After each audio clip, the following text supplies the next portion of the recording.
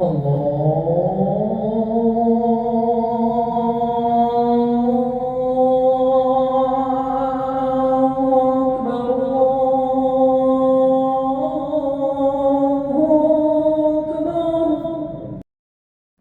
علیکم ورحمۃ اللہ وبرکاتہ۔ الحمدللہ نحمده ونستعینه ونستغفره ونؤمن به ونتوکل علیہ ونعوذ باللہ من شرور انفسنا ومن سیئات اعمالنا من يهده اللہ فلا مضل له ومن يضلل فلا هادی له۔ قال اللہ تبارک وتعالی فی القرآن المجید لقد كان لكم في رسول الله اسوة حسنة صدق اللہ العظیم۔ معزز مسلیان اعظام، اللہ تبارک و تعالی نے دین و دنیا کی بھلائی، یعنی جس دنیا میں ہم ابھی جی رہے ہیں اس کی بھلائی اور آخرت کی بھلائی، حضور اقدس صلی اللہ علیہ وسلم کے طرز عمل میں، ان کے بعد صحابہ کرام کے طرز عمل میں، اور پھر ان کے بعد تابعین تبع تابعین کے طرز عمل میں، اور پھر ہر زمانے میں اس زمانے کے صلحاء، اس زمانے کے علماء، اس زمانے کے نیک لوگوں کے طریقے میں رکھی ہے۔ تو کامیابی کہاں ہے؟ حضور صلی اللہ علیہ وسلم کے طریقے میں، طرز زندگی میں، آپ صلی اللہ علیہ وسلم کے اقوال میں، آپ صلی اللہ علیہ وسلم کے افعال میں، آپ صلی اللہ علیہ وسلم کے کردار میں، اور اسی طریقے سے آپ صلی اللہ علیہ وسلم سے وابستہ صحابہ کرام، آپ صلی اللہ علیہ وسلم سے وابستہ ہر عالم، متقی، پرہیزگار، دیندار لوگوں کے طریقوں میں رکھی ہے۔ تو گویا کہ اب ہمارے رول ماڈل سب سے پہلے نبی اکرم صلی اللہ علیہ وسلم کی ذات گرامی ہے، اس کے بعد پھر صحابہ کرام کی مقدس ہستیاں ہیں، پھر اس کے بعد تابعین، یہ بھی مقدس ہستیاں ہیں، پھر ان کے بعد تبع تابعین، یہ بھی مقدس ہستیاں ہیں، اور پھر ان کے بعد ہر امت کے علماء کو فالو کرنا، اسی میں کامیابی چھپی ہوئی ہے۔ تو گویا کہ کامیابی جو چھپی ہوئی ہے وہ سلسلے وار حضور صلی اللہ علیہ وسلم کے طرز عمل میں ہے۔ اب ہم کو کسی کی اتباع کرنے کی ضرورت نہیں، جو حضور صلی اللہ علیہ وسلم نے بتا دیا، کر کے دکھا دیا، آپ کے صحابہ نے اس پر عمل پیرا ہو کر دکھا دیا، بس وہی ہمارے لیے کافی ہے۔ ان الدین عند اللہ الاسلام، دین تو اللہ کے رسول، اللہ تبارک و تعالیٰ کے نزدیک، اللہ کے رسول صلی اللہ علیہ وسلم کے نزدیک صرف اسلام ہے، یعنی اسلام کو ماننا، اس کی جزئیات کو نکال کر، چھانٹ کر عمل کرنا۔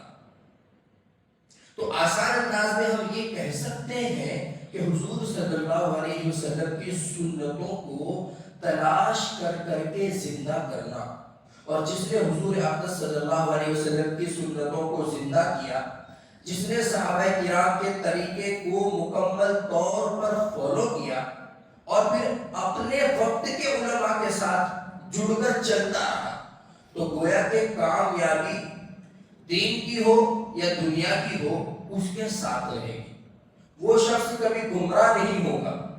اپنے وقت کے صلحاء سے، علماء سے جیسے ہی وہ کٹا، ڈسکنیکٹ ہوا، تو سمجھ لینا چاہیے کہ یہ شخص، ویسے تو اللہ کی مرضی ہے، لیکن جب یہ شخص علماء سے، علم رکھنے والوں سے، دینی حلقوں سے ڈسکنیکٹ ہو گیا، تو شیطان کو اسے گمراہ کرنا اور بھی آسان ہے۔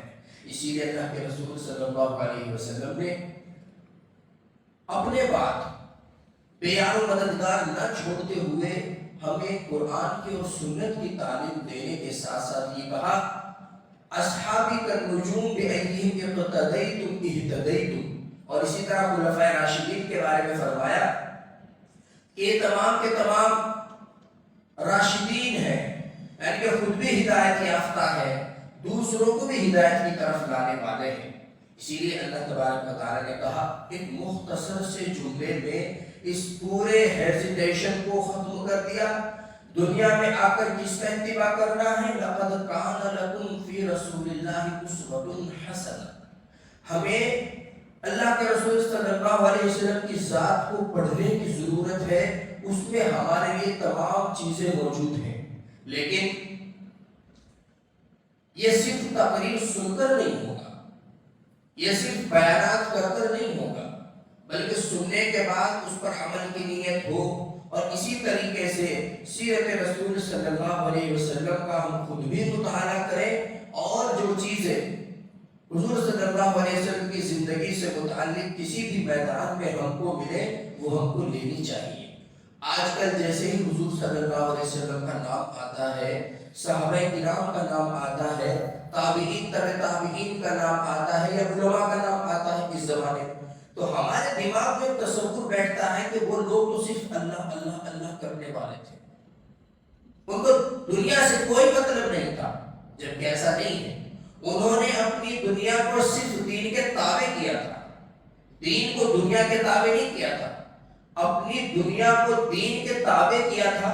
باقی دنیا کے کسی بھی میدان میں آپ تاریخ پڑھیے، وہ جنگ کا میدان ہو، معیشت کا میدان ہو، وہ سائنس کا میدان ہو، یا پھر وہ دینداری کا میدان ہو، تقوی طہارت کا میدان ہو، ہماری پریشانیوں کے حل کا سلوشن کا میدان ہو، اسی طریقے سے ہمیں عزت دلانے ذلت دلانے والے کاموں کا میدان ہو، ہر چیز میں صحابہ کرام تابعین تبع تابعین 100% پرفیکٹ تھے، اور ہماری شریعت اسلامیہ یہ تمام گوشوں کو اور تمام اطراف کو، تمام چیزوں کو اپنے اندر لیے ہوئے ہیں۔ آج کل ہم سوچتے ہیں کہ دین طلب تو ٹھیک ہے، ماننے کے اعتبار سے دین بڑی اچھی چیز ہے، ہم مانیں گے دین کو، فالو کریں گے دین کو، لیکن دنیا کے معاملات میں ان ملاؤں کو کیا پتا ہے؟ بڑے صحابہ کرام تو تبلیغ کے لیے نکل پڑے تھے، ان کو دنیا کے بارے میں کیا پتا؟ نہیں، ایسا نہیں۔ صحابہ کرام دنیا کے میدان میں بھی بہت زیادہ آگے تھے۔ آپ اگر ان کی تاریخ پڑھیں گے تو آپ کو اندازہ ہوگا کہ ایسے حیرت انگیز واقعات صحابہ کرام کے زمانے میں، اسی طریقے سے ان کے بعد کے زمانے میں رونما ہوتے چلے آئے ہیں کہ جن کی نظیر نہیں ملتی۔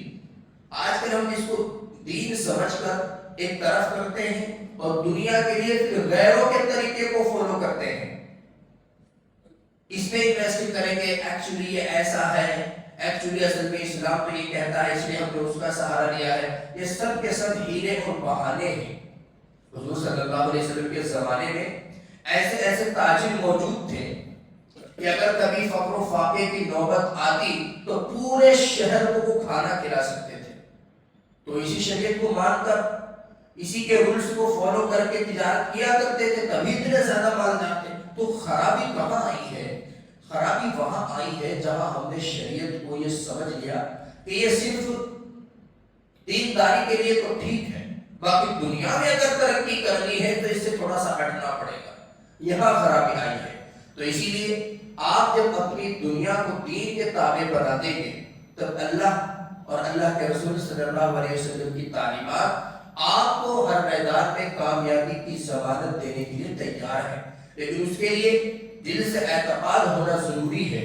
اس کے لیے آپ کو ہر حال میں اللہ تبارک و تعالیٰ کا شکر ادا کرنا ضروری ہے، پیش آمدہ مسائل پر صبر کرنا ضروری ہے، تب آپ کی دین اور دنیا دونوں برابر ہوں گے۔ تو اسی لیے اللہ تبارک و تعالیٰ نے جو کلام پاک میں ارشاد فرمایا، لَقَدْ كَانَ لَكُمْ فِي رَسُولِ اللَّهِ أُسْوَةٌ حَسَنَةٌ، یہ جو اتنی چھوٹی سی ایک آیت ہے کلام پاک کی، اس چھوٹی سی آیت پر سیرت لکھنے والوں نے بڑی بڑی موٹی موٹی کتابیں لکھی ہیں، صرف اس ایک آیت کی تفسیر میں، توضیح میں۔ اس کا کیا ترجمہ ہے کہ حضور صلی اللہ علیہ وسلم کی ذات میں تمہارے لیے بہترین نمونہ ہے، رول ماڈل آپ کے لیے اللہ تبارک و تعالیٰ کے بعد حضور صلی اللہ علیہ وسلم کی ذات اقدس ہے، آپ ان کو فالو کیجیے۔ علماء کرام نے اسوہ رسول اکرم کے نام سے کتابیں لکھی، سیرت رسول کے نام سے کتابیں لکھی، سیرت مصطفیٰ کے نام سے کتابیں لکھی، اسی طریقے سے سیر کے نام سے کتابیں لکھی. تو تمام کتابیں جتنی بھی لکھی ہے صرف اس ایک آیت کو سامنے رکھ کر لکھتے گئے اور ان کو تمام چیزیں ملتی گئی. اسی لیے تو کسی بھی میدان میں ہو یہ نہیں سمجھنا چاہیے کہ اگر ہم دین پر چلیں گے تب تو اسلام ٹھیک ہے، دنیا داری سے وابستہ ہوں گے تب اسلام ہمارے لیے ٹھیک نہیں ہے. حضرت ابو ہریرہ رضی اللہ تعالیٰ عنہ سے مروی ایک روایت ہے جس میں حضور اقدس صلی اللہ علیہ وسلم نے تقریباً دین اور دنیا کی تمام خوبیوں کو جمع کر دیا، جس میں حضور اقدس صلی اللہ علیہ وسلم نے ہر سوال کرنے والے کے گویا کے سوال کا جواب دے دیا اور ہر اعتراض کرنے والے کے اعتراض کا جواب اس میں مخفی ہے. اس حدیث میں 9 پارٹ ہیں. حضرت ابو ہریرہ کی حدیث ہے، اس حدیث میں 9 پارٹ ہیں جو حضور صلی اللہ علیہ وسلم نے ہمیں تعلیمات میں سکھایا ہے، جو حضور صلی اللہ علیہ وسلم نے ہمارے لیے چھوڑا ہے، جو حضور صلی اللہ علیہ وسلم نے سب کچھ کہا ہے. وہ گویا کہ اگر اس کی سمری کی جائے، اس کو مختصر طور پر پیش کرنے کی کوشش کی جائے تو اکثر چیزیں شریعت کی اس حدیث میں آ جاتی ہیں. حدیث کا پہلا پارٹ کیا ہے؟ حضرت ابو ہریرہ رضی اللہ تعالیٰ عنہ سے مروی ہے کہ رسول اللہ صلی اللہ علیہ وسلم نے فرمایا کہ مجھے اللہ تبارک و تعالیٰ نے حکم دیا ہے کہ میں کھلے میں اور یعنی کہ کھلا علانیہ طور پر اور غیبانے میں یعنی کہ جب کوئی نہ دیکھے ہر حال میں اللہ سے ڈرو. دیکھ لیجیے آپ کی چھوٹے سے لفظ میں ایمان کی کس کنڈیشن کا بیان ہے. میں ابھی یہاں پر کھلا آپ کو اچھا نظر آ رہا ہوں لیکن باہر جا کر میری حرکتیں الگ. یہاں پر نمازی آپ کو اچھی طرح نظر آ رہے ہیں لیکن باہر جا کر ان کی حرکتیں الگ. جب انسان ایمان کے اعتبار سے اس کنڈیشن میں پہنچ جائے کہ کھلا اس کی جو ایکٹیویٹیز ہیں وہی چپکے غیبانے میں تنہائی میں جو اس کی ایکٹیویٹی ہے تو سمجھ لینا چاہیے کہ اس میں اللہ تبارک و تعالی نے حضور صلی اللہ علیہ وسلم کی تعلیمات میں عمل کرنا شروع کر دیا. اس شخص کے اندر حضور صلی اللہ علیہ وسلم کی عادات آنا شروع ہو گئی. تو پہلا جز کیا ہے حدیث کا؟ اللہ کے رسول فرماتے ہیں کہ مجھے حکم دیا ہے کہ میں کھلا بھی علانیہ طور پر بھی اور غیبانے میں بھی اللہ تبارک و تعالیٰ سے برابر ڈروں. جب یہ انسان کو یہ کیفیت حاصل ہو جاتی ہے باقی کے جو 9 پارٹ ہیں وہ تو چھوڑیے بات، اگر یہ صرف ایک عادت آ جاتی ہے تو انسان کی زندگی بدلنا شروع ہو جاتی ہے. حدیث کا دوسرا پارٹ کیا ہے؟ میں امیر ہوں چاہے غریب ہوں، میں امیر ہوں چاہے غریب ہوں، لوگوں کے ساتھ برابر کا معاملہ کرو. اگر تھوڑا سا پیسہ آ گیا انداز میں، گفتار میں، بات میں، چال میں ایٹیٹیوڈ نہیں. غریب ہوں تو ایسا نہیں کہ سب کے سامنے کوئی غربت کا تماشا کرتے پھر رہا ہے، سب کے سامنے اس کو آشکارا کرتے پھر رہا ہے. نہیں، میں غریب ہوں یا امیر ہوں، میرا رویہ اعتدال پر ہونا چاہیے، سب کے ساتھ میرا رویہ برابر کا ہونا چاہیے. یہاں تو دیکھنے میں ملتا ہے اللہ تبارک و تعالیٰ نے اگر تھوڑا سا مال زیادہ کر دیا جبکہ کامیابی کی چیز نہیں ہے. ایسا نہیں کہ جو مالدار ہے وہ جنت میں جائیں گے، جو غریب ہے وہ جنت میں نہیں جائیں گے، ایسا نہیں. تھوڑا سا بھی اگر مالداری میں اللہ تبارک و تعالیٰ نے 19-20 کا فرق کر دیا تو چال میں فرق، رفتار میں فرق، گفتار میں فرق. صدقہ بھی کرے گا تو عجیب و غریب انداز میں منہ بنا کر دینے والے کی طرف دیکھے گا بھی نہیں، نوٹ پکڑا کر کہے گا آدھے اس کو دے دینا، آدھے اس کو دے دینا اور چلتا بنے گا. عجیب طرح کا ایٹیٹیوڈ آ جاتا ہے. تو جب یہ حالت انسان کی ہو جائے کہ وہ امیر ہو یا غریب ہو اس کا انداز سب کے ساتھ برابر کا ہونا چاہیے، تو پھر سمجھ لینا چاہیے کہ اللہ تبارک و تعالیٰ کی جو تعلیمات ہیں، رسول اللہ صلی اللہ علیہ وسلم کی جو ہدایات ہیں وہ اس بندے میں آنا شروع ہو گئی. اسی طریقے سے حدیث کا تیسرا جز ہے، یہ اور بھی حدیثوں میں آیا ہے، مستقل حدیثیں بھی ہیں اس ٹاپک پر، لیکن یہاں پر یہ شارٹلی آیا ہے. حضور صلی اللہ علیہ وسلم فرماتے ہیں کہ میں غصے میں ہوں یا سنجیدگی میں ہوں، میں انصاف کی بات کروں. میں حق کی بات کروں۔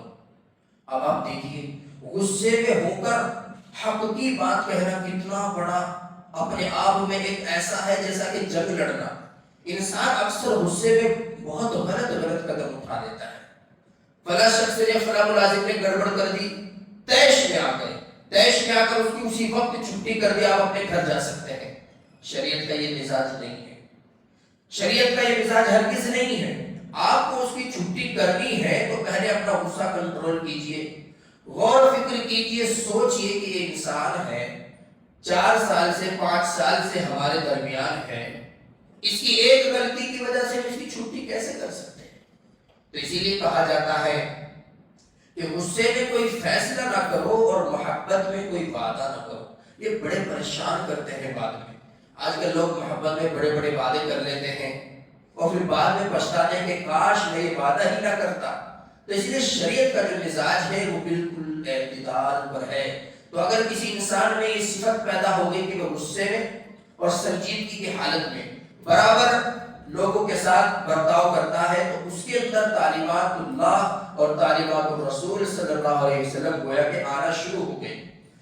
اور چوتھا جو حدیث کا جز ہے وہ میں نے پچھلے جمعے میں تفصیل سے بیان کیا تھا کہ جو مجھ سے کٹے میں اس سے جڑوں۔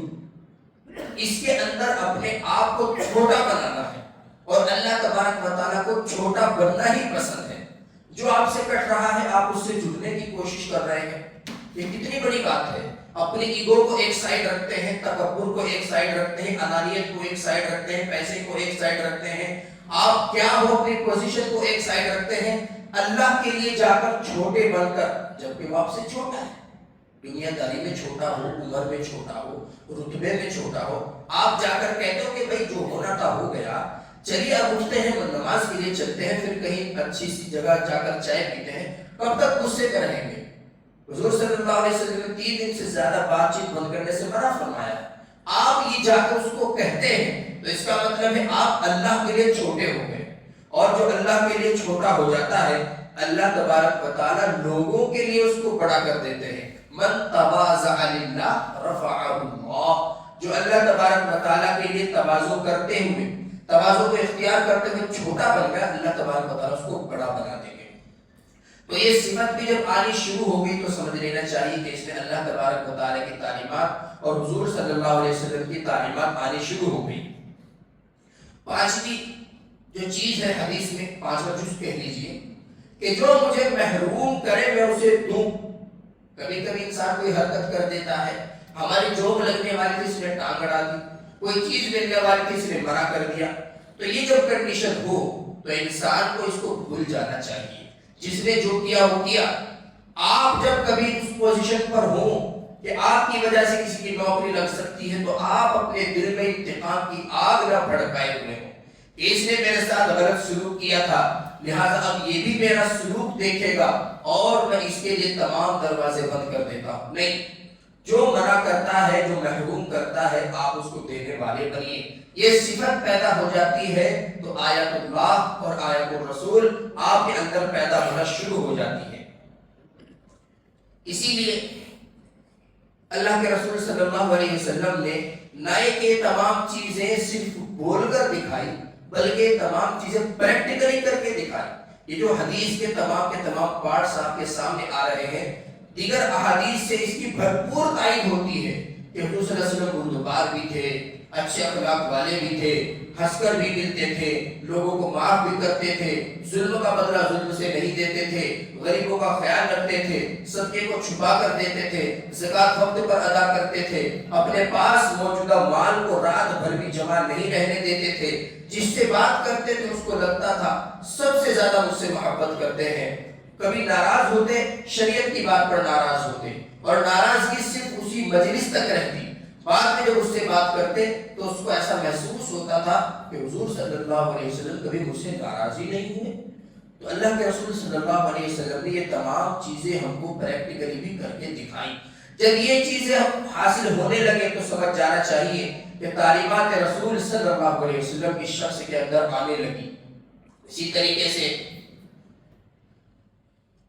ایک زبان کا فتنہ ہے جو آج کل تمام دنیا میں پھیلا ہوا ہے اور جس کی وجہ سے اکثر جھگڑے فسادات رونما ہوتے ہیں. تو حضور صلی اللہ علیہ وسلم فرماتے ہیں کہ مجھے حکم ہوا ہے کہ میری گفتگو، میری زبان سے نکلی ہوئی بات وہ ذکر الہی ہو، خیر کی بات میرے منہ سے نکلے. اب وہ چاہے دینداری سے تعلق رکھنے والی چیز ہو، چاہے دنیا داری سے تعلق رکھنے والی چیز ہو، ہر ایک چیز جو بھی آپ کی زبان سے نکلے وہ ایسے نکلے گویا کہ آپ حق کے ترجمان ہیں، گویا کہ آپ جو بات کہہ رہے ہیں وہ اپنی ذاتی دشمنی دل میں رکھ کر نہیں کہہ رہے ہیں. آپ جو کام کر رہے ہیں وہ کسی سے بدلہ لینے کے لیے نہیں کر رہے ہیں. جب یہ چیز اور یہ صفت حاصل ہو جائے تو سمجھ لینا چاہیے کہ حضور صلی اللہ علیہ وسلم کی تعلیمات اس میں اثر کرنے لگی. اور ایک حدیث کا جز ہے کہ میری نگاہ عبرت کی نگاہ ہو. اگر میں کسی کو کسی گناہ میں ملوث دیکھوں تو وہیں سے عبرت حاصل کر لوں کہ مجھے یہ گناہ نہیں کرنا. کسی کو کسی گناہ کی وجہ سے کوئی عذاب آیا ہے یا کسی نے کسی گناہ پر کوئی واقعہ پڑھا ہے تو میں وہیں سے یہ عبرت حاصل کر لوں کہ مجھے کبھی یہ گناہ نہیں کرنا ہے. آج کل ہم تمام قوم عاد، قوم لوط، قوم ثمود، فرعون، حامان، قارون، شداد، تمام ظالموں کے قصے پڑھتے ہیں اور قرآن میں پڑھتے ہیں جہاں پر انکار کرنے کی کوئی گنجائش بھی نہیں ہے، لیکن کام پھر انہی کے جیسے کرتے ہیں. وہ جیسے کہا جاتا ہے کہ ہم سب کو حاکم کیسا چاہیے؟ حضرت عمر جیسا. اور کام کیسے ہیں ہمارے؟ فرعون جیسے. تو اگر حضرت عمر جیسا حاکم چاہیے، بادشاہ چاہیے، تو پھر تو کام بھی ایسے ہی کرنے پڑیں گے جیسے ان کی رعایا کرتی تھی. ایک حدیث میں نا اعمالکم امالکم، جیسی تمہاری حرکتیں ہوں گی حاکم تمہارے سروں پر ویسے ہی مسلط ہوں گے. آپ بے فکر رہیے اس بات سے. اگر کوئی ظالم بادشاہ مسلط ہے تو وہ ہماری کرتوتوں کی وجہ سے ہے، وہ اپنی پاور کی وجہ سے نہیں، وہ ہماری عقل کو ٹھکانے لگانے کے لیے آیا ہے. اب اگر اس سے بھی نصیحت نہیں پکڑ رہے ہیں پھر اس امت کو کوئی سمجھانے والا پیدا نہیں ہو سکتا. تو خود ہماری ذات میں ہمارے لیے نمونہ ہے، عبرت ہے، نصیحتیں حاصل کرنے کے سامان ہے. تو بہرحال جب یہ نگاہ پیدا ہو جائے، کوئی بھی نگاہ ہماری ہو، عبرت کی نگاہ ہو، تو سمجھ لینا چاہیے کہ رسول اللہ صلی اللہ علیہ وسلم کی تعلیمات اس میں اثر کرنے لگی. اسی طریقے سے حدیث کا جز ہے کہ میری خاموشی، مطلب اگر میں سائلنٹ بیٹھوں، خاموش بیٹھوں، تو ایسا نہیں کہ خام خواہ میں بیٹھا ہوں خاموش، نہیں. میری خاموشی اللہ تبارک و تعالیٰ کی مخلوقات میں غور و فکر ہو. اگر میں خاموش بیٹھا ہوں، کچھ بول نہیں رہا ہوں، تو آیت اللہ کے بارے میں، اللہ تبارک و تعالیٰ کی نشانیوں کے بارے میں کچھ نہ کچھ گویا کہ میں سوچ رہا ہوں. یہ صفت اللہ تبارک و تعالیٰ نے کلام پاک میں بھی ہائی لائٹ کی ہے. ان فی خلق السماوات والارض واختلاف اللیل والنہار لآیات لأولی الالباب الذین یذکرون اللہ قیاما وقعودا وعلی جنوبہم وَيَتَفَكَّرُونَ فِي خَلْقِ السَّمَاوَاتِ وَالْأَرْضِ. زمین اور آسمان کی تخلیقات میں غور کرتے ہیں کہ اللہ تبارک و تعالیٰ کی قدرت ہے. اس نے آسمان کو بھی بغیر ستون کے ٹکا رکھا ہے، زمین کو بھی بغیر کسی ستون کے ٹکا رکھا ہے، اور تم میں جیسے شکل کے جو ہماری زمین سے کافی بڑے ہیں مقدار میں، وہ ستارے آسمان دنیا پر لگائے رکھے ہیں. تو یہ اللہ تبارک و تعالیٰ ہی کی قدرت ہے. تو ان تمام چیزوں میں غور و فکر کرنا چاہیے. کیا ہوگا اس سے ایمان میں تقویت پیدا ہوتی ہے، اس سے ایمان مضبوط ہوتا ہے، ایمان میں جان پیدا ہوتی ہے. اور آخر میں حدیث کا جو نواں جز ہے کہ جو مجھ پر زیادتی کرے میں اسے معاف کر دوں. اب بتائیے بچا ہے کچھ؟ جو مجھ پر زیادتی کرے میں اسے معاف کر دوں. اس کا مطلب یہ ہوا کہ مجھے دنیا داری سے کوئی مطلب ہی نہیں ہے. میں تو صرف دنیا میں اس لیے ہوں تاکہ اپنی آخرت کو سنواروں، تاکہ اپنی آخرت کو بناؤں. دنیا میں میرے جینے کا مقصد یہ کہ میں اللہ کو راضی کروں. اب دیکھیں کتنا بڑا امتحان ہے ہر بندے کا کہ جو بھی ظلم کرے اسے معاف کر دو، زیادتی کرنے والے کو بخش دو. یہ کوالٹی کب حاصل ہوتی ہے؟ جب اللہ کے رسول صلی اللہ علیہ وسلم سے ہمیں دلی محبت ہوتی ہے. اللہ کے رسول صلی اللہ علیہ وسلم سے صرف محبت کے دعوے نہیں، ان کی سنتوں کو زندہ کرنے کی ہماری کوشش ہوتی ہے. تو آپ نے اس حدیث کے جو 9 پارٹ سنے ہیں، اگر ان پر عمل کیا جائے تو دین و دنیا کی تمام بھلائیاں انشاءاللہ آپ کو حاصل ہوں گی. ہمیں حاصل ہوں گی، کامیابی ہمارے قدم چومے گی۔ اسی لیے اللہ تبارک و تعالیٰ نے کلام پاک کی اس چھوٹی سی آیت میں یہ بات، یہ ہیزیٹیشن، یہ ڈاؤٹ کلیئر کر دیا، لَقَدْ كَانَ لَكُمْ فِي رَسُولِ اللَّهِ أُسْوَةٌ حَسَنَةٌ۔ فالو کرنا ہے، پریشان ہو پریشانی دور کرنی ہے، معیشت کی تنگی دور کرنی ہے، فی رسول اللہ اسوۃ حسنہ، تو اللہ کے رسول صلی اللہ علیہ وسلم کی ذات میں تمہارے لیے بہترین نمونہ ہے۔ اللہ تبارک و تعالی ہم تمام کو حضور صلی اللہ علیہ وسلم کے طریقے پر چلنے کی توفیق عطا فرمائے، اور آپ صلی اللہ علیہ وسلم کی تعلیمات کو اپنی زندگی میں ظاہری طور پر بھی اور باطنی طور پر بھی اپنانے کی اور پھر ان پر عمل کرنے کی توفیق عطا فرمائے۔ یہ بات تو ہوئی ختم۔ آخر میں ایک مسئلہ عرض کیے دیتا ہوں، آج کل مسلم نوجوانوں میں ہی نہیں بلکہ اکثر مسلم لوگوں میں انگوٹھی پہننے کی ایک عادت چل پڑی ہے۔ اگرچہ وہ چاندی کی ہی پہنتے ہیں کیونکہ سونے کی حرام ہے، تانبے کی حرام ہے، پیتل کی حرام ہے، لیکن دھیان یہ رکھنا چاہیے کہ انگوٹھی پہننی ہے، علاؤالدین کا چراغ نہیں پہننا ہے۔ حضور صلی اللہ علیہ وسلم کے دربار میں ایک صحابی حاضر ہوئے، یا رسول اللہ اگر میں انگوٹھی پہنوں تو کس چیز کی پہن؟ حضور صلی اللہ علیہ وسلم نے فرمایا چاندی کی پہن سکتے ہو، لیکن ایک مسکال سے زائد نہیں ہونی چاہیے۔ اب ایک مسکال کا وزن جب ہم اس زمانے میں کرتے ہیں تو وہ 4.5 گرام ہوتا ہے، یعنی کہ تقریباً وہی 4.5 گرام کے قریب، بس اتنی پہننے کی گنجائش ہے۔ اور پھر اس میں ایک مصلحت بھی ہے، اگر آپ کہیں ایسی جگہ چلے جاتے ہیں، آپ کے فون پے میں بھی پیسے نہیں، جیب میں بھی پیسے نہیں، تو آپ اس کو بیچ کر کام چلا لیں، یہ اس زمانے کا کانسیپٹ تھا۔ لیکن اب انگوٹھی نہ پہننا زیادہ اولا ہے، انگوٹھی پہننا سنت نہیں۔ حضور صلی اللہ علیہ وسلم جو پہنتے تھے وہ مہر لگانے کے لیے پہنتے تھے، دستخط اپنے ہاتھ سے نہیں کرتے تھے، خط لکھواتے تھے، خط کے لاسٹ میں وہ انگوٹھی مہر ثبت فرما دیا کرتے تھے۔ تو اس لیے چاندی کے اگر انگوٹھی پہننی ہے اس کی اجازت ہے، اگرچہ زیادہ اچھی بات شریعت میں نہیں سمجھی جاتی، تو اگر پہننی ہے چاندی کی پہنیے، اور 4.5 گرام سے زائد اس میں وزن نہیں ہونا چاہیے۔ 4.5 گرام سے زائد جو وزن ہوگا تو پھر وہ غلط ہوگا، شریعت میں وہ مستحسن نہیں سمجھا جائے گا، ایک بات۔